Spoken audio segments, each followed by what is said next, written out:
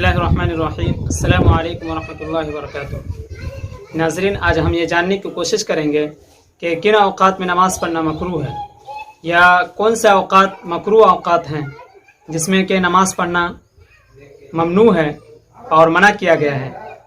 तो हदीस से ये पता चलता है कि 5 औक़ात ऐसे हैं जिसमें नमाज़ पढ़ने से मना किया गया है और 3 औक़ात तो ऐसे हैं जिसमें कोई नमाज नहीं पढ़ सकते हैं, जैसे सूरज के तुलू होने के वक्त या सूरज के ज़वाल होने के वक्त और इसी तरह से सूरज के गुरूब होने के वक्त। ये 3 वक्त ऐसे हैं जिसमें कि कोई नफिल नमाज या फ़र्ज़ नमाज या अदा नमाज या क़ज़ा नमाज कोई भी नमाज आप नहीं पढ़ सकते हैं।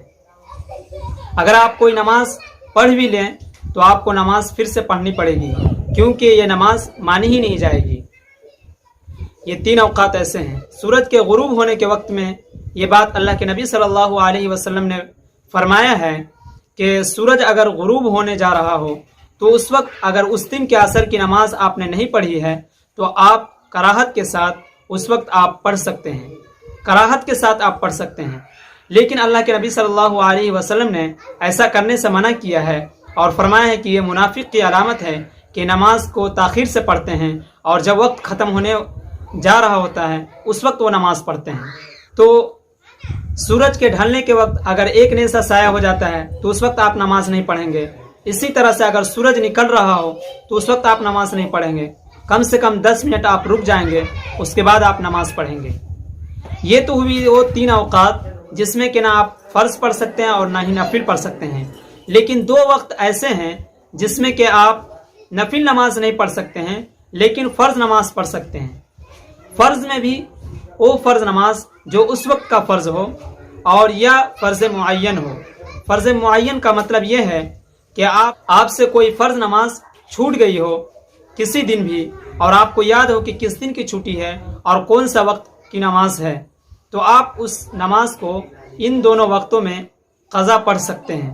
फजर का जो वक्त होता है तुलूए सुबह सादिक से लेकर सूरज के तुलू होने के वक्त तक, जो फजर का वक्त होता है उस वक्त में फजर की नमाज पढ़ेंगे और फजर की सुन्नत पढ़ेंगे और इसी तरह से फ़र्ज़ मुअय्यन नमाज भी आप पढ़ सकते हैं। इसी तरह से असर की नमाज पढ़ने के बाद जो सूरज के गुरूब होने के वक्त तक जो वक्त होता है उसमें भी आप असर की नमाज पढ़ सकते हैं और इसी तरह से फ़र्ज़ मुअय्यन नमाज आप पढ़ सकते हैं। कोई नफिल नमाज आप उस वक्त में नहीं पढ़ेंगे, क्योंकि अल्लाह के नबी सल्लल्लाहु अलैहि वसल्लम ने मना फरमाया है। 3 औक़ात ऐसे हैं जिन वक्तों में नमाज पढ़ने के लिए इस वजह से मना किया गया है।